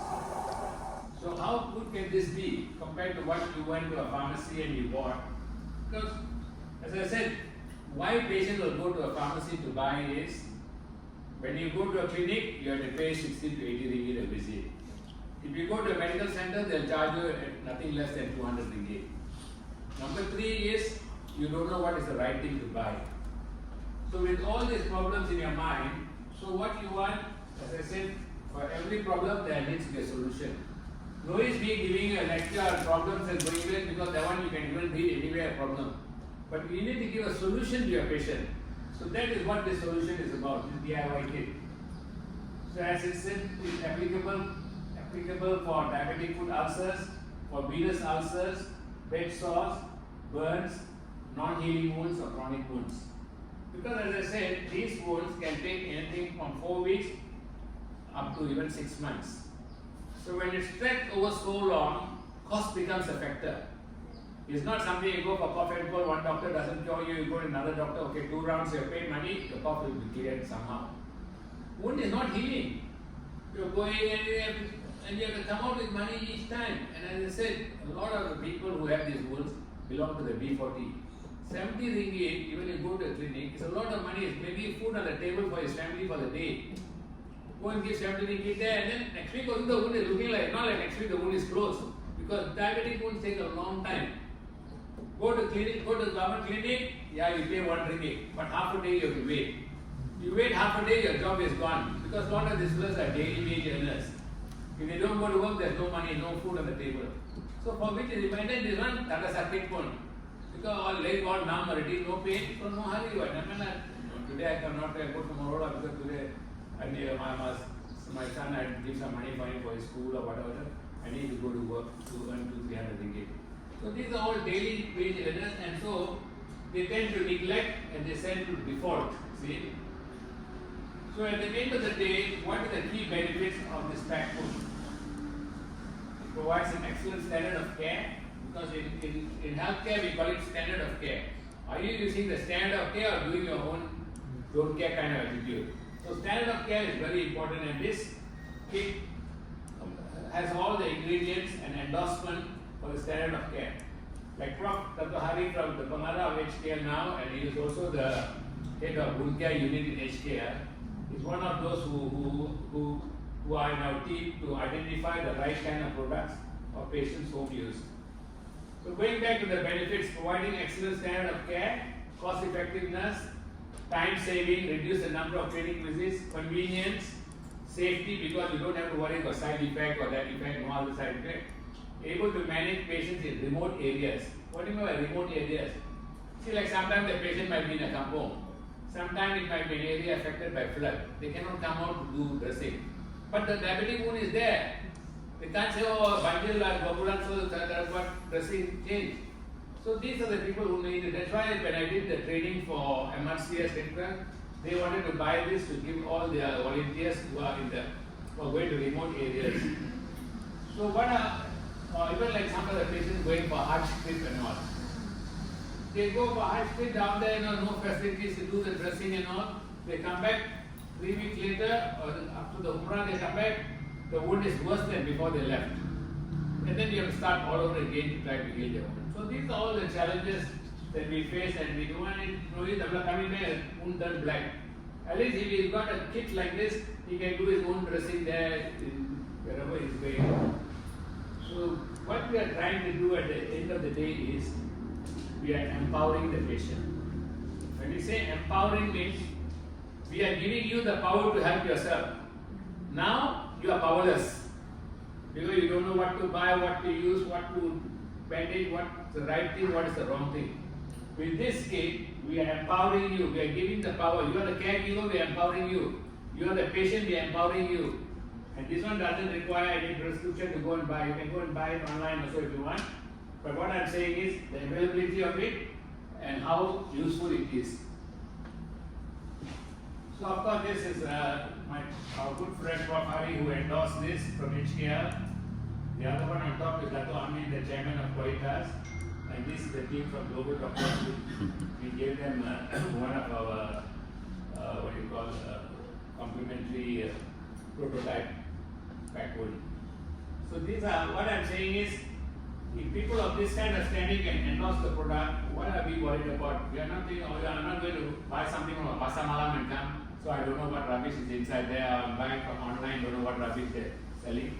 So at least you are quite assured there's good standard of care, there's good quality control, there is a good choice of this kind of medicine that are inside this kit. So this is my summary and conclusion before we go on to this demo on all the components of this kit. So what was the importance of today's lecture? This wound care program is aimed to equip and empower. Every participant here is now equipped with knowledge and they are empowered with this kit. Every participant with the skills and knowledge necessary for evidence-based practice to improve healing outcomes and save limb amputation. As I told you, the moment you see a wound in a diabetic, you just have to see in your mind, this is going to end up with amputation. That's how it should come to your mind. Not say, this is a wound, really I've seen many wounds before. Because this wound in a diabetic is totally different from all the other wounds you have seen. You might say, I saw a wound last time, I same like my wound, only what's so great about it? This is a 70-year-old man, diabetic, poor blood circulation, uncontrolled diabetes, and poor blood, there's no vascularity. People all are heading for amputation only. Not like, oh, you got small corn plaster only, or I put corn plaster also, I get a small wound when I remove it. This plus wound is going to be a different story. So you cannot ignore it as a very normal thing. I've seen it many times. In his case, it's very different from you when you're 30 years old or 40 years old, you can get the wound. You put normal elastoplast and walk around also, the wound will heal. So I think the main idea here at the end of this is to inform you that you are now equipped, the right tool, you are empowered. So every participant can now go back to the skills and knowledge. Throughout today's program, all the participants have learned about the key wound types, and we went through the 4 types of wound. Diabetic wound, venous wound, red sauce, and burns. So those are the 4 important types of wounds, key wounds that you should know. How we do a wound assessment, and then the appropriate dressing choices, that is what I'm going to show you after this. The importance of debridement besides the advanced wound care modalities, options available today. So debridement means all the dead tissues have been removed. If you are a doctor or nurse, you may know how to do surgically to remove it. But if you are not, you don't have to be worried. Because this debridement gel, you just apply over the wound, and then you put the gauze, the secondary dressing. When you take out, all the dead tissues will come out. Unless it is very bad, then you need to go to a doctor to treat. Some of the wounds may be very deep. So in those kind of wounds, you may have to go to a doctor, they will cut and remove the debris, and then you can carry on with this dressing after that. Okay, I would like feedback from the patients in terms of the feedback form that you have been given. So have anybody got any questions to ask? Celia? What if we want to improve on our skin? Where do we go? Because Okay, today what we have taught you is actually a very basic thing, which is for a caregiver and for a layman. Of course, it all depends. Some people want to learn more. Some people say, I think this knowledge is enough for me to apply to whoever my family member. If you want to learn more, definitely we are ready to teach you all. There will be some other program which will be done by global doctors, will be organized by them. You can attend that. There will be like advanced wound dressing, advanced wound management. So these are all the different steps. But first and foremost, you have to get the basic step. You've got to start with A first, now you're going to C straight away. Because only when you understand the basics, when you go to the classes that are going to teach you the next level, you will find that it makes sense and you will learn more. Any other questions? Manjit, can you speak loudly a bit? If I want an opinion for a difficult wound, who do I ask? I think that's a very good question. Because as I said, you will be faced with a wound, you do the dressing, and then you find, I don't see the improvement or the wound is becoming worse. Yeah. Where do I go for help next? Yeah. You are a caregiver, you're not a doctor, Yes. nurse going for courses and all. So what we do normally is, after we run a program like this, we have a WhatsApp chat group where you will be given access to, and if you have any problem, you take a picture and send with your question. There will be a team of wound care doctors who will answer it. See, because the good news about wound care is, it's not like you have stomachache, you have to go to the clinic. The doctor can't look at a video and tell you what's your stomachache, whether it's a gastric or whether it's a pancreas problem or liver problem. He has to examine you physically or do some blood test. But wound care is so straightforward. You send me a picture, I can tell you. I showed you all the wounds, isn't it? Yes. All those wounds I can advise you over WhatsApp or phone to get you what to use, what kind of dressing you need. Okay, what is the WhatsApp? The WhatsApp. WhatsApp, Vinod will give you the WhatsApp contact.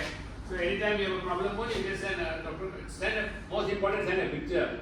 And say, this is the picture of my mother's wound. Now, 3 weeks later, I did the dressing. This is the picture. I'm not sure whether the wound is becoming better or becoming worse, but I need some advice. So the doctors on the chat group will give you the advice. Because at the end of the day, they do this for daily living. For them, looking at wounds is you brushing your teeth. So when you look at the wound straight away, they will tell you, hey, how is the patient diabetes is in control. They will ask you a few questions, you answer, and accordingly they will advise you what to do. Because one is seeing the picture. One from the picture, compared to a lot of other diseases, the doctor can advise you, the wound care doctor can advise you what is the treatment that you need to do. It's not like you have a mental health problem, you got to go to the doctor and have an interview. He cannot look at your face and tell you your mental health problem. So that is the difference between wound care and other disorders. So you have an access to this platform of wound care doctors who will give you advice. You don't have to go, oh, I don't know what to do. Worst scenario, don't know what to do, go to the nearest clinic. Not simply sit and do dressing until the first total relax. And everywhere you got a clinic, Rajan, if you have no money, you got money, you can go to a private clinic, you go anywhere you want. Accessibility is there. But don't wait until the wound becomes raw, then only you are looking for this reform. Start early and heal it early. So I think, is there any other further questions by anybody? Have you all understood enough of wound care, basic wound care? Yes. As a caregiver, because I made it as simple and straightforward as possible because it is not a lecture for medical doctors in particular. Lectures are medical doctors, we have it for the more advanced level. This is for the layman, for a person who is looking in the house. If they come up next time you go to visit your grandfather, you see one wound, you know what to tell your grandfather. If you are wearing a plaster and walking around, you go, what happened? No, I got a wound in my leg. What are you doing? No, I'm using the yellow solution, I'm using saline. Stop all those and get the right medicine and give it to them. Because you have to think, if my grandfather ignores this, he's going to lose his leg. And he losing his leg is a whole damage to the family. He losing his leg then causes problem for himself, okay. The caregiver, the wife, the children, everybody is in deep trouble. So I think any wound you see must see how fast you can close, not wait for the wound. Why the wound? Say, oh, looking very simple wire, not thorough wire. The toes are not black wire. Don't go for that. Treat it on day one.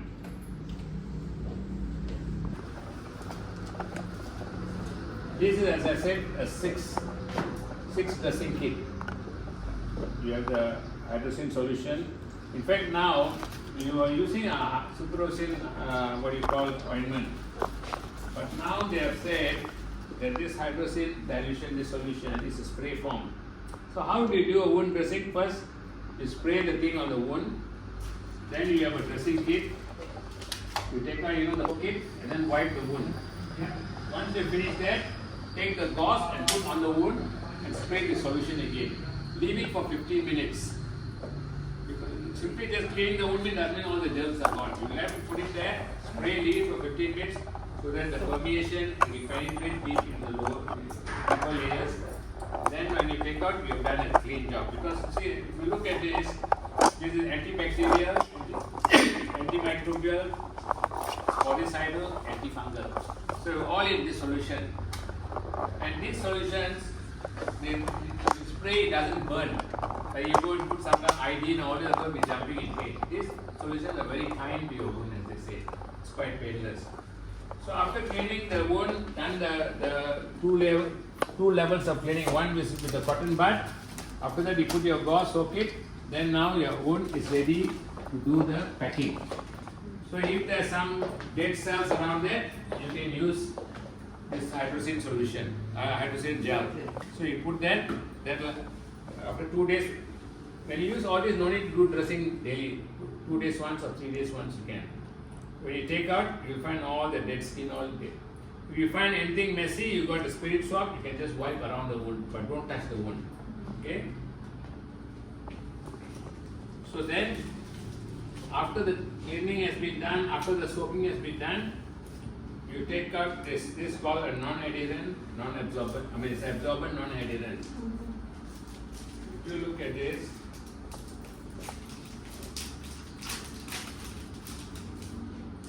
you see it's got a shiny layer and it's got a soft layer. So what you need to do, you put the shiny layer because then only it won't stick. Even with the shiny layer, it will still be absorbed. So when you put this on the wound and bandage, all the exudate will be absorbed here and it will, the patient will be jumping in pain. Whereas if you put a gauze, yes, it will absorb, but the patient will be jumping in pain. Yeah. So, and this is not very expensive, very professionally you can do it. So it depends, if sometimes the wound is, say you do a dressing, the next time you take is totally soaked. Then you can put 2 pieces of it, 2 layers. So then it will absorb better. Because otherwise, the fluid around or exudates will cause what's called maceration of the skin. All the healthy skin will start breaking or become very messy and the wound will become bigger and bigger. Any questions so far? Small wounds, you just cut the wounds, or? Yeah, you can cut it. That's no problem. Because sometimes the wound may be small, like just now I showed you the guy with the toe. Just maybe a quarter of it. Why waste it? Or some people maybe a bit more, you can use half, then you can use a more number of dressing. So of course it comes with 6 pairs of gloves which will be there. So once you put this non-adherent, then next you wrap with this crepe bandage. One of the things you must remember when you are using crepe bandage, don't make it too tight. Because then you compress it and then don't allow the blood to flow. Wrap it around and ask the patient, are you comfortable? Thanks for taking this. You know why this is for? When you use this, come to me a hand. Say for example, we use the knob, you need to anchor it. Because if you go and use the crepe bandage straight away, the one sometimes when you walk will fall out. So you just anchor it like this, then apply the crepe bandage. So in that way, it won't lari sana sini. In place the box. Pardon? In place. Yeah, that's right. In my sense, only one adherent. On the good for 12. Check for 6 days. 6 dressings we have. So by each dressing you put one. If you find that sometimes you run short a bit, you can order for this and get it online, no problem. So this is as far as, see, like this doesn't be a 4 in one pack. Because you're not, for everyone, you know when you open this, you're not using the whole pack, only half the pack sometimes. So you can use it for more number of times. Same like this spray, although we say it's for 6 dressings or more. Some places they will use for 1 month because you've got a small wound. You've got a big wound maybe, but if you have a small wound, just spray first, clean with a cotton ball, spray again, put one gauze there and let it soak for 15 minutes, take it out, put the gel if you want. If there's no, what you call, debridement to be done, you just put this gauze over it because this is already acting as a bacteriostatic and as an antimicrobial solution.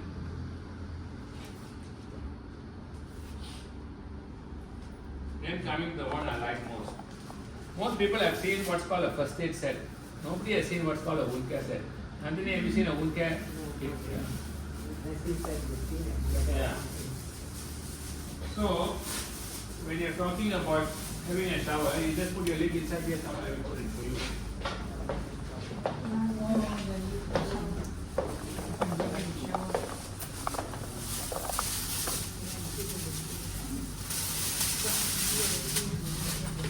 So you put it and then go and stand in the shower and have a bath. This has got a gutter around, so you'll never get wet. People will be happy to go and bathe. Yeah. Now when you say, Sugar Mamandila, Dr. Samne, Istri lap saja. Lap was body, I tell you what, the face and the body they lap. But nobody laps the leg. So and for the legs, a lot of the wounds have got cracks now. Yes. So make sure you apply a moisturizing cream. Because these cracks are future wounds, you must remember.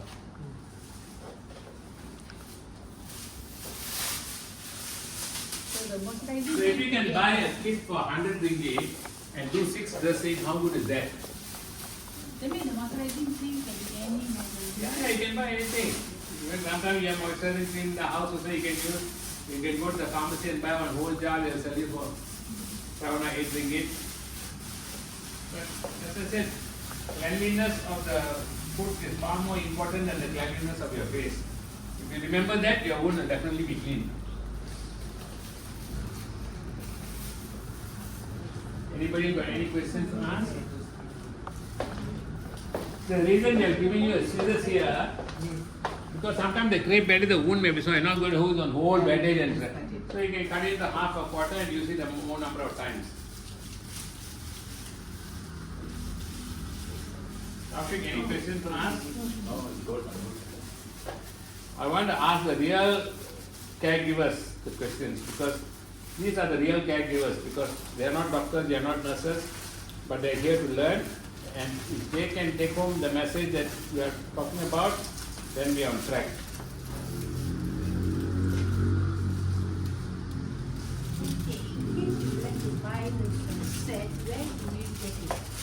You can contact Mr. Vinod Benedict. He is one of the architects. He and myself only developed this kit. So you can get in touch with him and he will arrange for it to be sent to your place. How much is it? 100 ringgit. 100. And this one? 6. This one we actually is a prototype. We came out with a 3 dressing kit because some people say I want to try it first. I don't go and buy an expensive one. So this was about 70 ringgit. They can buy 3 for 3 dressings or more. But then from the feedback that we got from our patients, they say, Doctor, between 70 and 100, I might sell by 100 ringgit. This one 6 dressings. Yeah. So we feel that this makes more sense because got more quantity inside. You can 6 dressing, 8 dressing, 10 dressing also you can use because the wound is small, no need to, you're not washing the whole leg, you see. So according to the patient's convenience and according to, as I said, we are empowering the patient. You decide what you want, how much you want, how long you want to use them. Everything is, the ball is at your feet. Sanwan, ada apa-apa? So far, no, Uncle. Good, is it a good idea? Yeah. You think it's convenient for patient? Yes. Because there's nothing like that. You go to the pharmacy and say you got anything. We got first aid kit, the blood show you. What can you do with the first aid kit? You're not having a cut, you got a diabetic wound. So this has been very carefully selected and chosen by the team of wound care experts, so we know there is no wrong to it. You cannot cause any damage. You cannot say, I'm scared if I take this antibiotic, I might get side effect, I might get allergy. There's no allergy to this. These are all very harmless things. But if you don't know, you go to the pharmacy, the doctor will show you and sure you'll be thinking of which do I pick. and then you are picking the wrong thing and causing more damage.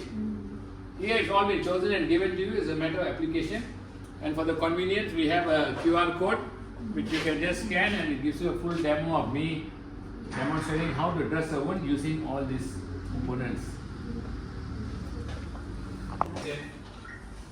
Equip and empower every participant, and all the participants now have a tool to go back and work around it when they need. But I think the most important take-home message here today is written in yellow. Cecilia, can you read it? We are here to treat the whole and not the whole, and to save limbs from amputations. What does that mean? Let's say in your own words. To treat the whole wound, the whole of the wound, and then not only the particular one place. The whole means the leg itself. It's not just particular wound you should take care. You should take care of the whole foot. Good, good. Thank you for your explanation. Anybody else? What do you understand, doctor? The whole means actually the systemic approach, so meaning the smoking, the diet, diabetes control, and all that. Because as a doctor, you understand it differently from the caregivers. So what doctor is saying is perfectly right. We are here to treat the whole. Whole means the whole body, not the whole. HOLE refers to the wound. WHO refers to the head to foot.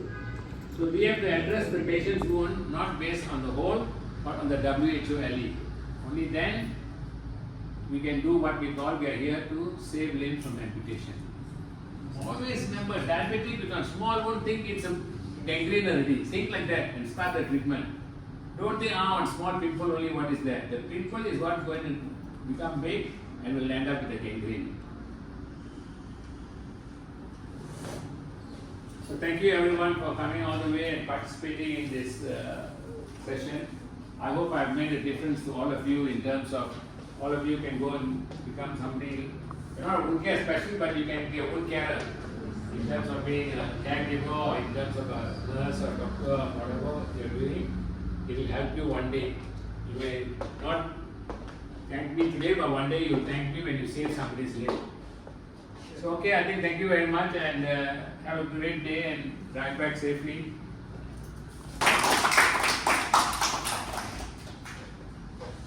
Kiara, and your presence is, we're very thankful and grateful for your presence today. So I think the first thing we want to go to is called Diabetic Wound Care Essentials for Caregivers. That's our topic for today. So we have what's called the learning objectives, which means that what have we come here to learn? So this program is mainly to train healthcare professionals in basic wound care, to have a clear understanding of wound care dressings when we are faced with different types of wounds. Because wounds, as you all know, there are so many different types. So how do we manage these wounds depending on what we are facing? Then at the end of the day, after the learning objective, we need to know what is the outcome going to be. After you all have attended this session, you need to see what you have learned and how you can apply it. Which means that to be able to manage and treat all types of wounds that we encounter, to manage challenges and decide on appropriate choice of dressing for healthcare professionals. Because the choice of dressing is also very important. If you go to the pharmacy, they will show you all sorts of dressing, but you don't know what to choose. So we are here now to solve that issue for you so that you won't have this problem when you are faced with a patient who's got different types of wounds. So of course this is about myself. I've been doing training for the last 10 years, mainly in wound care and in mental health. And some of the people I've trained are Dr. Keso, Qualitas Health, even some of global doctors, general practitioners, and also the Malaysian Red Crescent Society. Because everybody in Malaysia wants to know about wound care, especially when we have such a huge diabetic population. We have a population of almost 6.5 million in Malaysia. So I'll come to the details of them as we go along. And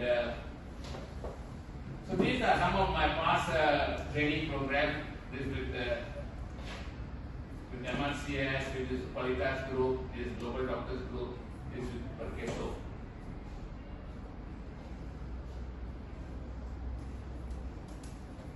So now before I go to the course outline, can I come in batches of two, just introduce yourself and tell me where you're from, what do you do, and what made you come for this course.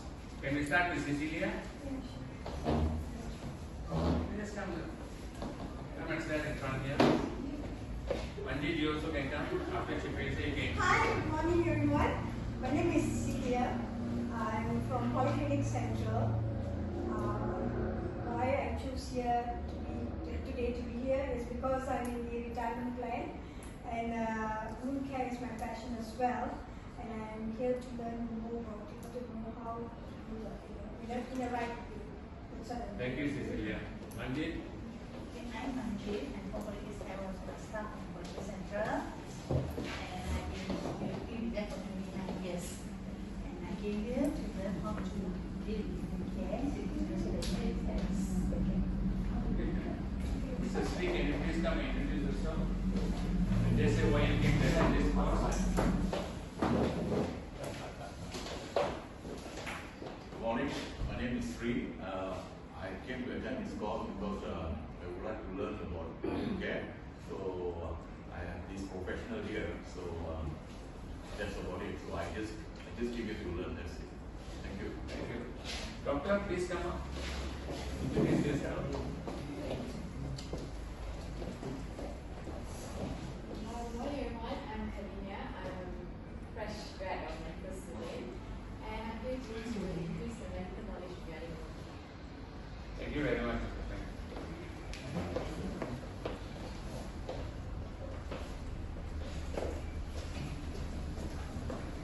Nandini is the head of the OT, was the head nurse in the operation theatre at Global Doctors Hospital. She also wants to learn about wound care. Yeah, exactly. Hi, good morning everyone. I'm Nandini from OT department and I'm in charge there. I mainly came for this talk to know more about this wound care and the management. My mom is a diabetic patient, so I like to know just in case. Well, we do food debridement and all OT, but this is a different kind of nursing part of it, so that's why I'm interested in. Thank you, thank you. Because I'm sure we all have mothers, fathers, all relatives in the house who may be having. Originally from Hong Kong, but I'm working here right now. Actually, I already know about this topic, but today I just come here to gain more experience. Refresh yourself. Yes. That's good, that's good. Thank you. Okay. So thank you very much for introducing yourselves, and I'm sure all of you have come for a purpose. How many of you have family members who have diabetes? Put your hands up. How many of you have family members who have a wound now? Okay, only one of you. But never mind, because at the end of the day, what we are here to learn, because you can have a family member, we can have diabetes ourselves. When a wound happens, we don't know what to do next. And that is when the problem starts. A lot of people go and just buy some medicine from the pharmacy or whatever and apply, and then the wound turns for the worse, and then they become gangrenous and lands up with the amputation. So I think if you listen to the lecture today, it's not only to help yourself, it can be helping your grandparents, it can be helping your parents, it can be helping your spouse, because every one of us is a caregiver in some way. Even our elderly parents, we might be a young son or daughter, we may have to do the wound dressing for our parents. So I think this information that you're going to learn today is going to be very useful for the rest of your life. So having done with the ice breaking and introducing yourself, at least now all of you have got to know each other. I think we'll go on to the course outline. The course outline for today will cover the following topics. Right from module 1, which is the basic understanding of common wounds faced by caregivers. Then we go through the common types of wounds, the common sites, who are caregivers, what are the risks, what are the early signs of deterioration, see when you need to seek medical assistance, and also we are here to share for you to understand why wounds won't heal. That means looking after your foot is very, very important, because a lot of people look after their face but they forget their feet. And the infection all starts with the feet. You never hear of anybody having an amputation in the arm or the neck or the shoulder. You only hear of people having amputation in the foot or the toes. Why is that so? Because they are neglecting their feet without realizing that infection is all starting from there. Having a wound is one thing, but having a clean feet is very important because infection that breeds around there is one of the factors that's going to delay wound healing. Then after that we will advise you on the diet supplements that will be available that we would recommend. And also, what is the solution to it? How do you address this wound? How do you manage patients with wound? We will give you a solution at the end of the day, just not giving you a lecture. So having done the course outline, we move on to the course itself. The first thing is the basic understanding of common types of wound faced by caregivers in the community. There are so many wounds, there are at least about 10 types of wound. But we are here only to teach you or lecture to you on the 4 common ones that we see. The most 4 common ones that we see is diabetic ulcer, venous ulcer, pressure sores or bed sores, and of course burns ulcers. Of course you've got malignant ulcers, you've got colostomy wound ulcers, you've got surgical ulcers, you've got so many other things. But these are the most common ones which if you address it early, you can save the limb from amputation. So I'm only going to deal with these 4 types of ulcers today to create awareness and also for a better understanding. So this is the picture of some of the common ulcers you see. This is one of our own patient itself. See, this guy is the driver to a CEO of a public listed company. So what happened for Deepavali, his children went and bought him a new pair of shoes. He was trying, the shoes was tight, and in order not to displease his children, he started wearing these shoes and going to work. And then he developed this ulcer of the leg. And in spite of wearing the shoes and putting his own dressing, the wound deteriorated, and I was afraid that all the other toes would get affected and he could end up with an amputation. So we treated him because the treatment is just not dressing the wound. The important part is also the footwear. Because at the end of the day, the footwear that caused him is one thing. That one caused the wound. Now your wound has healed. The footwear that you use now is also equally important. No is going and buying another shoe which will cause an abrasion and the wound will break down. So they need to buy what's called a diabetic foot shoe because those are the ones like the Velcro, they will close. So they are very kind to the wound and they will not cause any fresh wound. So I think those are the important aspects that you've got to think of when you do a dressing. It's not like, oh, I use the best dressing solution or the best antibiotic, the wound should heal. Yes, it will heal. But after that, if you're wearing the wrong shoes and walking around, some people wear the Japanese slipper like a V, and that one is going and scraping on the wound. So the wound will recur again in 3 months, and the wound will come back and say, hey, I've got a wound again. So I think advising them on the footwear is very important. So this is what's called a typical diabetic foot ulcer. And a diabetic foot ulcer, if not looked after, will end up with the amputation of one toe and I'll go to the second toe and third toe. Anyone have any questions so far?